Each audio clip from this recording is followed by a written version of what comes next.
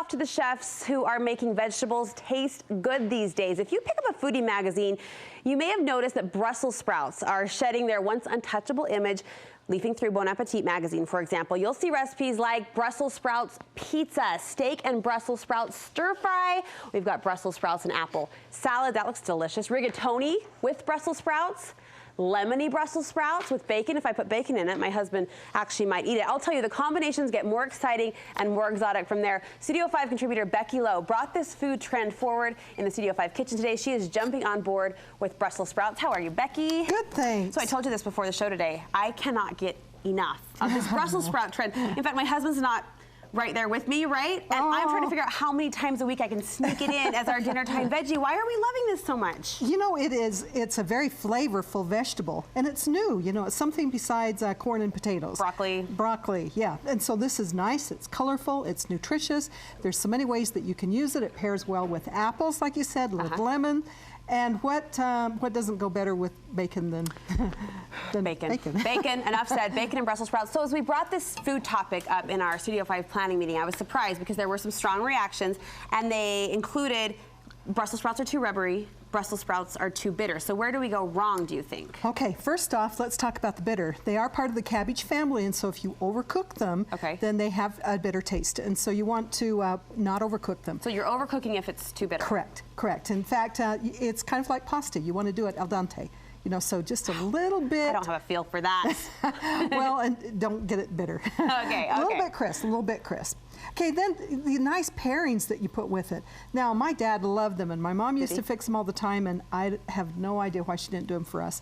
Actually, I do. She just didn't eat them. She did them for Dad because she knew you picky children wouldn't appreciate But now I really do enjoy them. So there's some nice combinations with them. They're not just boiled. Okay. You know, so not just boiled. How are you preparing them for us today? Okay, I have a braised, a pan braised, and of course with the bacon, the oven roasted, and then we have an au gratin or some cheesy sauce to go on. Hey, that's a new one. I need that one. All right, let's jump in. All right, so first off, let's just talk about this little green orb. They're cabbage, has a cabbage family. Yeah, how do you pick good ones? Oh, good point.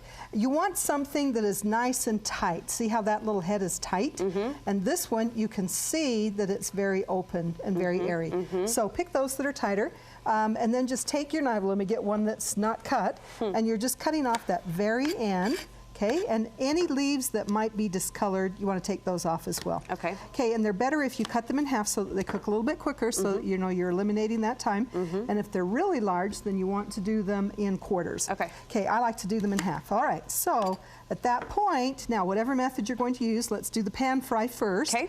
Okay, so I have some bacon that I fried up, scrambled fried. You're keeping the grease. Yep. Well, we drained off all the excess, and I actually keep that handy in case we need to add extra to it. Later.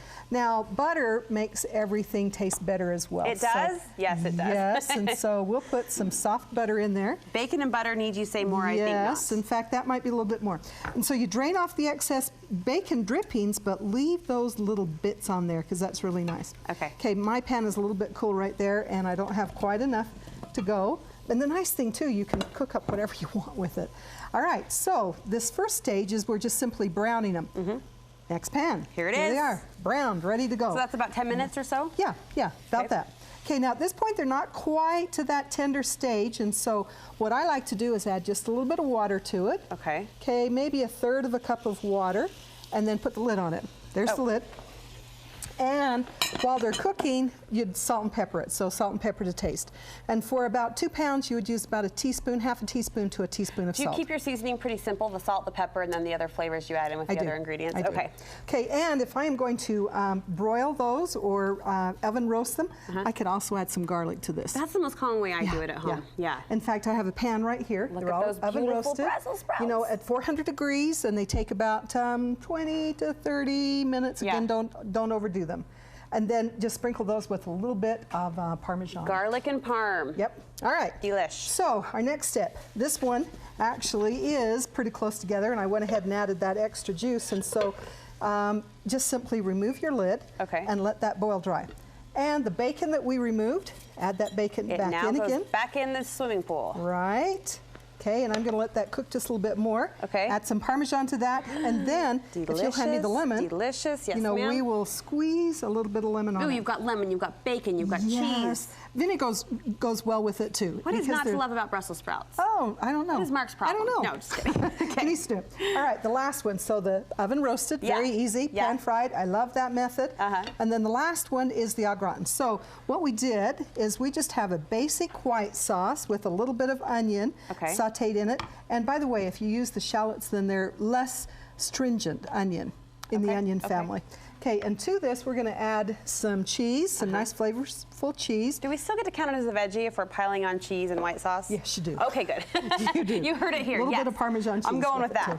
Okay, now I only have half a recipe right there, and my sauce is just a little bit cold, but that's all right.